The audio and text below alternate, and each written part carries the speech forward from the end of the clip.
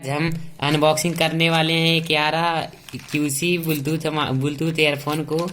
चलिए इसको ओपन करते हैं।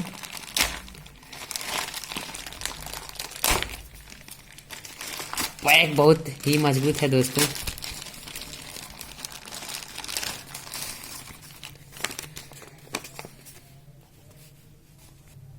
देखिए दोस्तों, लोकेशन आईडी एक पेपर है, इसपे नाम और प्रोडक्ट सब लिखा होता है।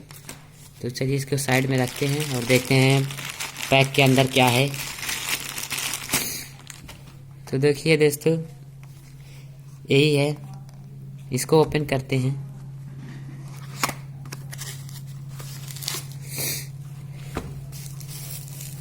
देखिए दोस्तों, यही हम लोग का ईयरफोन है।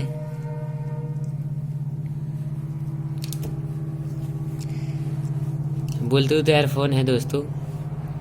2 घंटे की बैटरी बैकअप है इसकी। देखिए, चलिए दोस्तों इसको चार्ज कर देखते हैं। देखिए माइक्रो यूएसबी है, चार्ज करने जा रहे हैं।